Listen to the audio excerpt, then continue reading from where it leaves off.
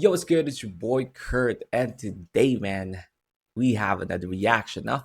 So, ngayong araw, we are going to react to Sangre Chronicles, no?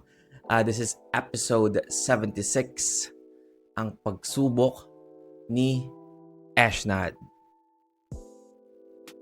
Eshnad, right? So, yesterday, nag-live tayo, no? And marami sa inyo nag-request na mag-react tayo sa episode na to. Ito yung episode na in-introduce yung character ni Justin. Justin is one of the member of SB19, the main visual, actually. And also, hindi natin... okay. So, hindi natin nagawa yesterday, no? Because on the live stream, kasi most probably, pag pinalabas natin sa live stream is mabablock yung live stream natin. So, that's a no-no. But now, well, we just gonna record our reaction for it. So, I mean, this is the first time na manonood ako ng episode ng Sangre Chronicles. And, I mean, before, nakapanood ako ng Encantadia nung bata-bata pa ako, no? So, hindi ko na actually alam yung kwento niya. So, I'm sorry if I'm not gonna be able to give you like I call this like thoughts about the story. Yeah, most probably marami na naman akong tanong dito sa video na to, but man, without no further ado, let's get it. Meron akong kaibigan dito. Kailangan ko siya tulungan at hindi ko siya pwedeng iwan. Nasaan na yung Sana all. Kailangan kang tulungan at hindi ka pwedeng iwan. Ay. Samina! Ibigay mo ng kusang brilyante ng apoy, Pirena. Hindi ako isang Naririto ka sa kanlungan ng mga kalaban. At tunay ng pinagtaksilan mo ang iyong pera. Hindi lang pinagtaksilan! Siyang aking nadaig!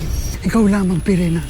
Ibigay mo na sa akin ang brilyante. That's a flex, no? Hindi lang pinagtaksilan, siya'y aking nadaig. Let's go. That's a flex. Ng apoy.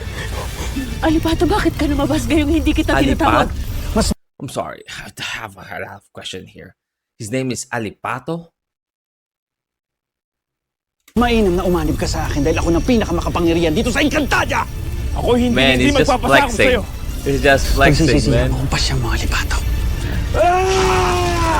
Kung hindi magbubukas ang Akashi, tanging si Bathalang Emre na lamang Si ang Imao! nakababatid Let's go! ng The kalutasan. goat!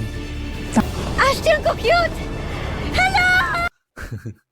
Ashley, ang cute! Kulit no? I assume yung dito, character is galing sa mundo ng mga tao. No? Tara! Tigil!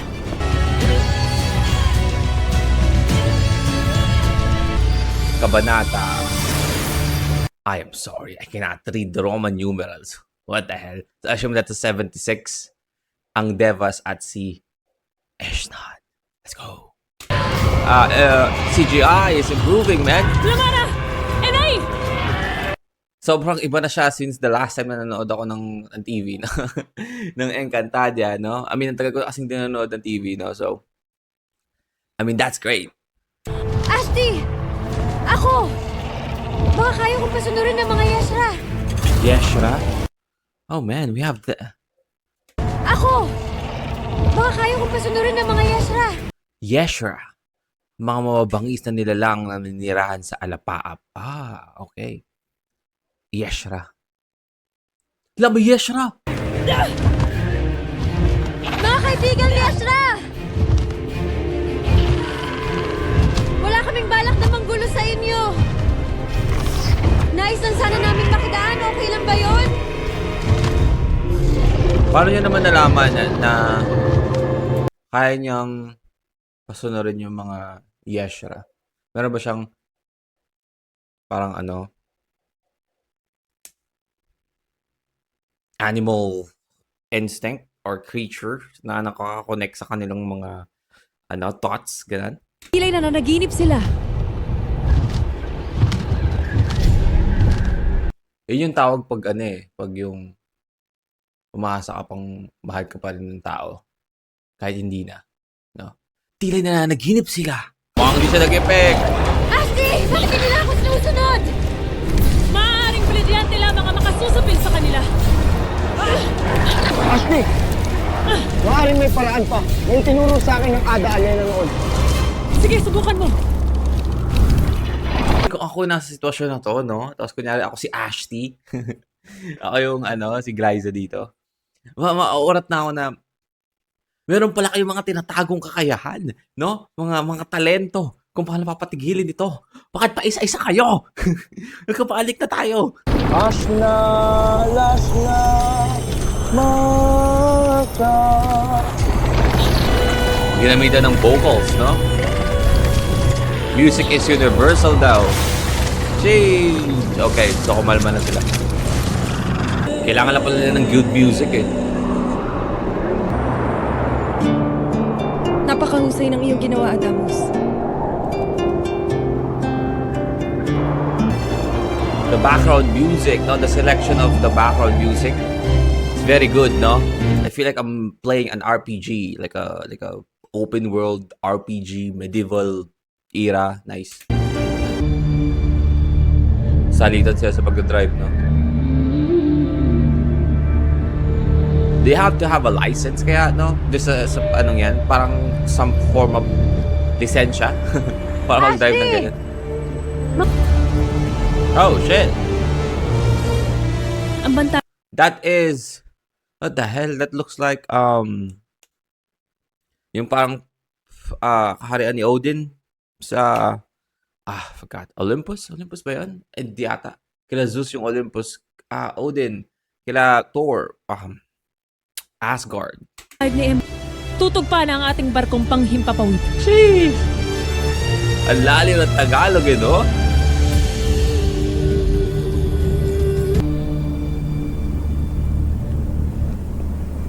Walang tao? Tila may hindi tama. Walang tao. Yun ang hindi tama. Pakiwari ko hindi tayo Pakiwari. Oh my God. Sa sobrang laki ng pinakitang lugar dito, tapos walang tao. Alam mo may mali ito. ikubli mo ang pakiramdam mong iyan, Dea. That is another hugot para sa inyo, lalo na pag wala kang karapatan, alright? Wala kayong label.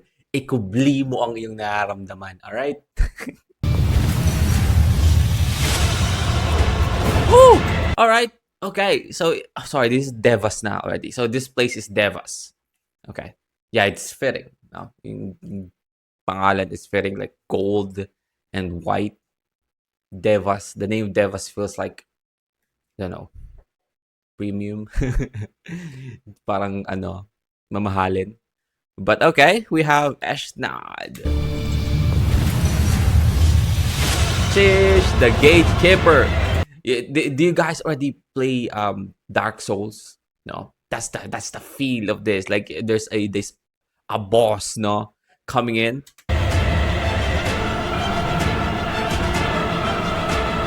The Gatekeeper. Easy mantra manjava master. Oh, sorry, what hell? Easy mantre? Sino ang nangahas pumasok sa banal na tirahan ng Bathalang Emre? Shit. Walang buhay na nilalang ang pinahihintulutang makapasok dito sa Devas. Kaya't lumisa na kayo kung ayaw niyong maging Eve 3 na lamang.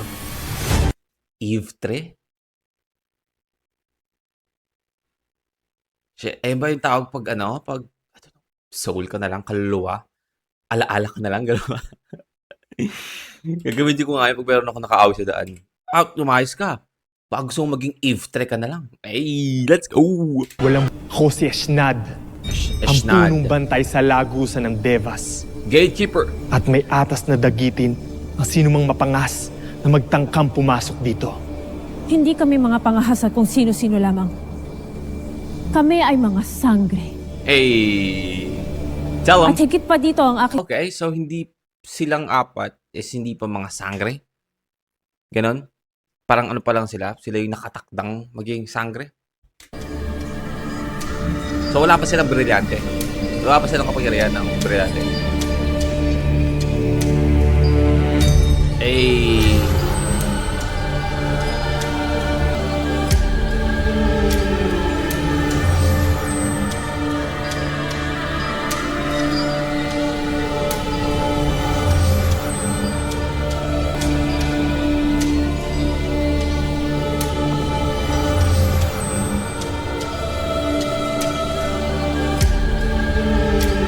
lang eh, tato.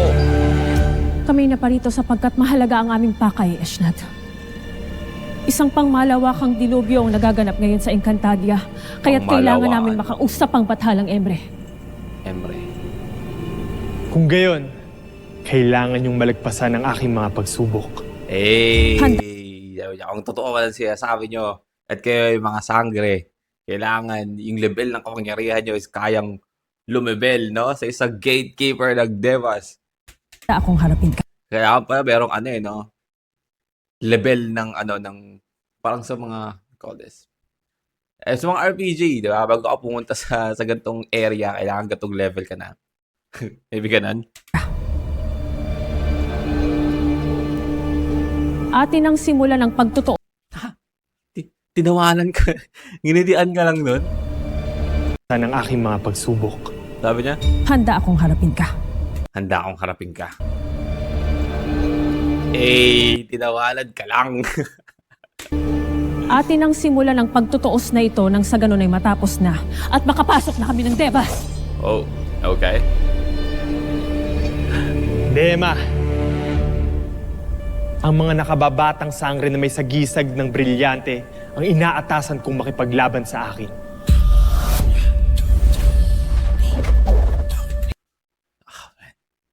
Parang sinabi niya na, hindi, ayoko, isa ka lang eh. Gusto ko yung 4 yung palaban mo sa akin para makita mo. Hindi ako lang. At bakit hindi ako?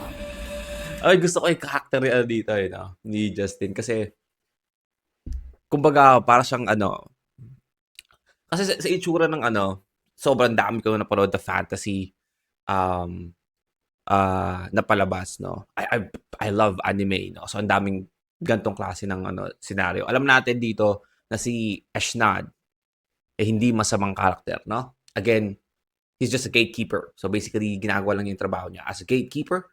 And of course, sa dating and sa aura niya dito, we all know that during this arc, most probably, mas malakas si Eshnad kaysa mga sangre. I mean, of course, in the future, pag nag-training arc or lumakas na yung mga sangre, most probably magiging mas malakas yung mga sangre, no? In the future. But on this time, most probably Eshnad is stronger than them, right? So, parang, alam niya, nasa sarili niya na hindi niyo ako kayang talunin, no? And gusto ko yung character niya dito na hindi parang sobrang bait, which is we already have that an idea for Justin na mabait, 'di ba? So maganda yung character dito na medyo may pagka overconfident, no, sa kakayahan. Which is maganda. Kayo ay nasa aking lagusan, Eh, kaya't aking patakaran lamang ang siyang masusunod. my turf, my rule, man.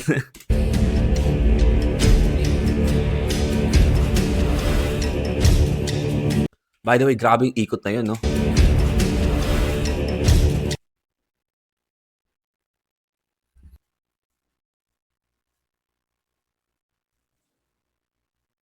What the hell? Paano niya ginawa yung ikot na yun?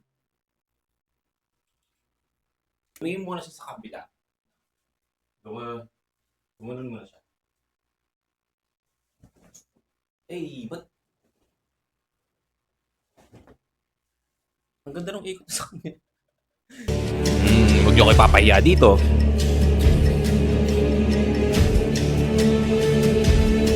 Oh, keep off the grass. This is what we see on the teaser, the trailer for this episode.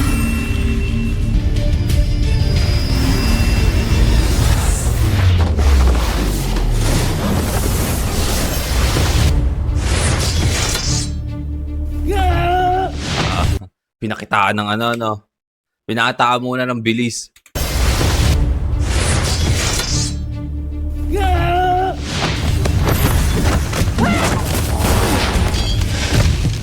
So, masyado siya mabilis.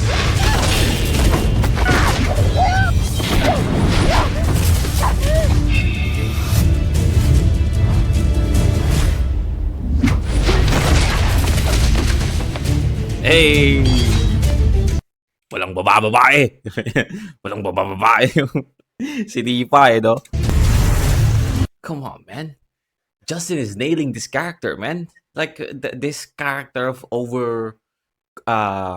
parang, how can I call this? Like, he has the feel of, like an overpowered MC. I can't explain this. Hirap kasing i-explain to sa mga taong hindi nanonood ng anime. Like, there is a lot of what we call the isekai na genre ng anime na yung napupunta sila sa ano, parang for example, bubunggo sila ng truck, diba?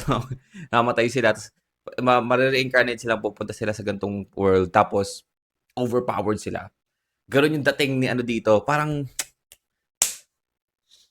meron akong anime na ano na pilit kong inaalala na nag-remind sa akin ng character ni Eshnad. Oh man. Shit, di na makatulog na ito. Oh.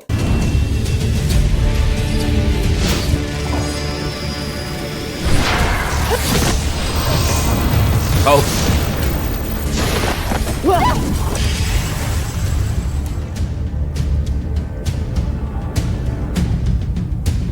Tunay bang kayo ang mga itinakdang bagong tagapangalaga ng brilyante? That is a, tawag dito. Malalim na Tagalog para sabihin, you guys are weak. Sakit ang kukupad ninyo. What did you? Astade! Pambihira naman tong San Pedro na to. San Pedro. Nakuha pa mang asar. Anong San Pedro? San Pedro. Walang San Pedro dito. Eshnad. Papaano ba natin siya matatalo kung mabilis siyang kumilos? Tila hindi natin siya nadadaplisan. May naiisip akong paraan. Man, I'm gonna be disappointed kung matatalo nila agad in this episode si Eshnad. No? I mean, and we all know that in the future they will because silang bida dito no? Of course, and we want their character to improve, like, lumakas. But not in a snap, no? Like, Eshnad is a gatekeeper of Devas. I assume Devas is an important place, di ba? And for you to assign a gatekeeper, dapat yung gatekeeper is malakas, no? To gatekeep. Hey! Let's go, team!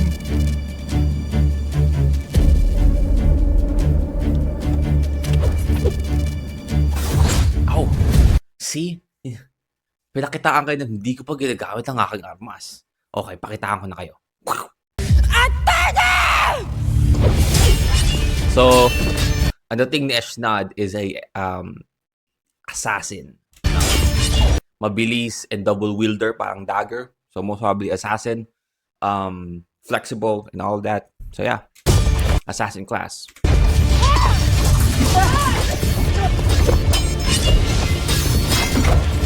Oh, I see. So, they are trying to attack Eshnad at the same time para mawalan siya ng para magkaroon siya ng blind spot. Sa ata I assume si ano.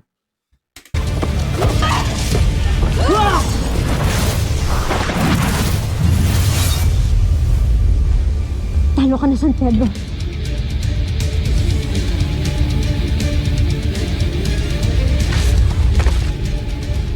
Ashtadi! Hindi maaaring gumamit ng Invictus. Invictus? Is that like a flicker? Sa LOL?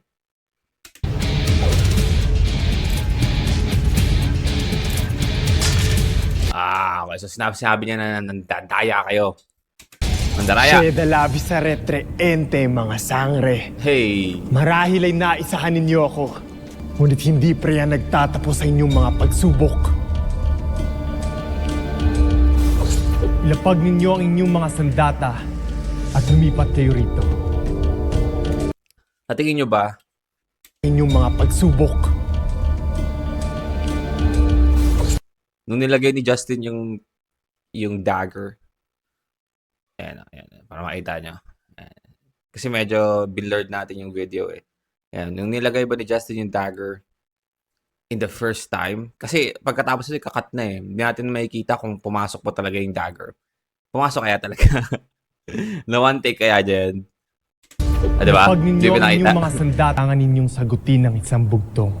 Oh, it's a At bibigyan Q&A. ko lamang kayo ng 3 pagkakataon upang sumagot. At kung pawang mali ang 3 kasagutan, kayo ay tuluyan ng magiging mga Ivtre. At hindi na Eve 3 is kaluluwa. Ha, kaluluwa nga. So tama nga ako, okay? makakabalik pa ng Encantadia. Man, face Kung guard. ang tubig ay umaagos, ang hangin ay malaya, ang apoy ay umaalab, ano naman ang sa lupa.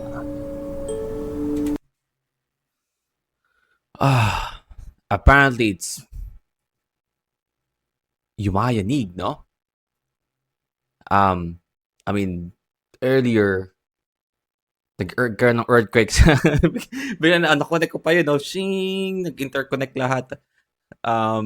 Nagkaroon ng earthquake, no? Man, sana, I don't know if you're watching this, na mga naapektuhan, mga ng earthquake kagabi. Man, I hope you are safe, no? But yeah, apparently it's yumayanig. No? Lindol!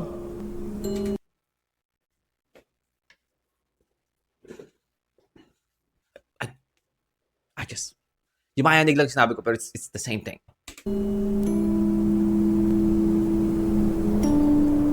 Ang iyong sagot ay nakagigimbal, Oh. subalit mali. Aww. Ikaw ay isang Eve trend na lamang. Oh, shit.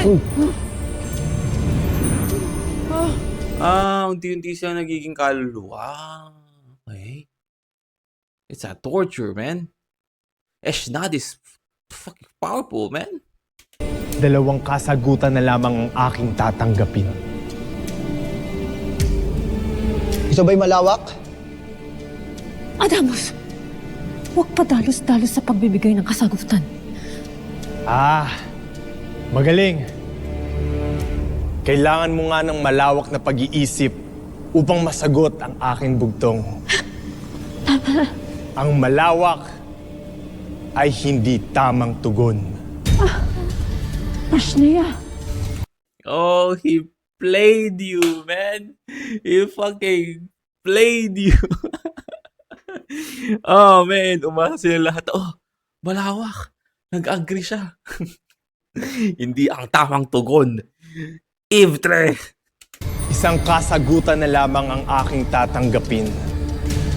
At kung ito ay mali pa rin, no? alam na ninyo ang kahihinatnan. He missed the chance to rhyme there, no? Kung ito'y mali pa rin, alam niyo na kung saan kayo dadalhin. Paumanhin, Tera. Ngunit hindi ako mangangahas na tumugon sa palaisipan.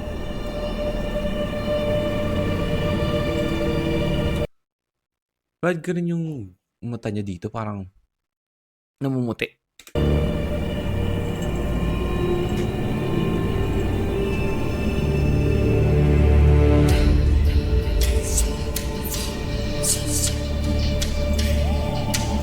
Bathalang Emre, alam ko po ngayon lang po ako mananalangin sa inyo. Pero sana po matulungan niyo po ako na masagot ang bugtong ni Eshnad. Hindi po pwede na dito lang magwakas ang mga buhay namin.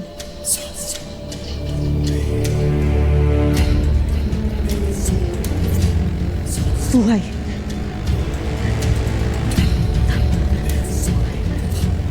Buhay ang sagot ko!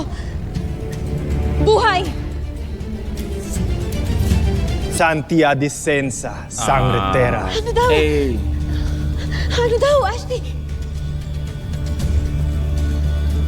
Tama sila.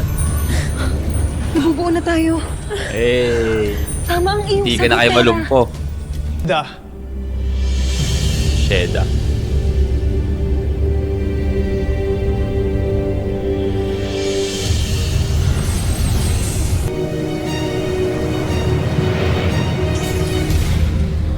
What's that?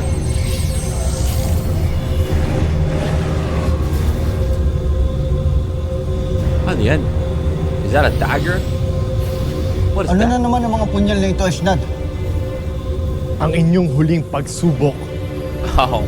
Kung Akala nais niyo ninyong tapos na. malaya at ligtas na makalibot sa Devas, Okay. kailangan ninyong sugatan ang inyong mga palad gamit ang mga punyal na iyan Bakit? upang kayo'y mamatay. What the hell? Kaibangan. Ito'y pansamantalang kamatayan lamang. Pansamantalang kamatayan. So,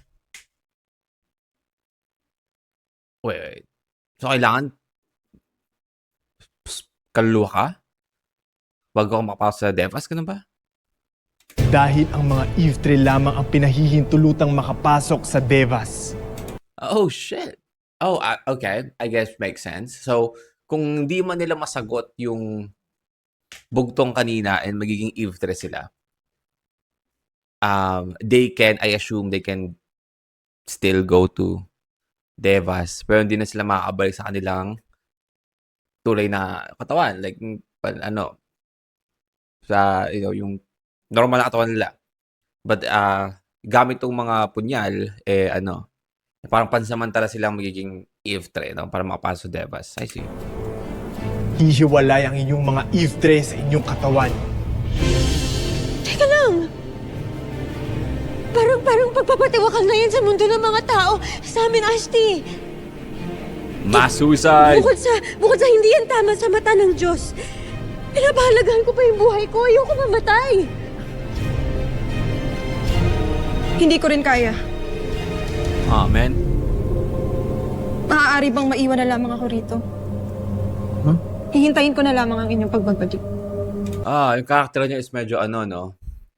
Tawag dito. Parang medyo duwag, no? Kung may isa sa inyo Parang ayaw niyang mag-risk ng todo-todo na lalo na kung parang malapit na sa kamatayan yung mangyayari, yung magiging outcome, no? na hindi kayang sugatan ng kanyang palad, lahat kayo ay hindi makakalagpas sa huling pagsubok. Waiting kayo dito sa labas. Maganan. Aking setro. Iyong hanapin at tapos ipunin na? ng 4 na brilyante ngayon din! Tina't walang nangyari. Wala ni Alright, well again, that is Sangre Chronicles, no? Ang pagsubok ni Eshnad, no? Full episode 76. Man. Enjoy ko yun, no? I mean, I don't have any context sa ibang mga senaryo o ibang mga pangyayari. I mean, we all know that merong masamang mangyayari and they are trying to save Encantadia, so they have to go to Devas, and then yun nga na meet nila si Eshnad, no? Isang napakalakas na gatekeeper. And yeah, I mean, I'm actually very impressed, no, sa mga visuals and all. Every time na they are indoor, no, parang sobrang natural lang. But I feel like every time that they are outdoor, no, yung scene is parang outdoor, nahalata siyang they are in the studio, like this one, like in this preview. Wait. Itong ano na to, area na to, di ba? Parang hatang-hatang nasa studio sila. So that is the downside, no, or yung pinaka napansin ko lang na medyo hindi okay sa akin. Pero all in all, man, the story, I mean, I dig the story, and also the visuals and effects, we are actually improving with that, no? But yeah, I really enjoyed that, no? I hope you guys enjoy our reaction. Comment down below if you want us to react to the next episode of this. But that is our reaction for today. See you on my next vid. You guys stay awesome. Peace.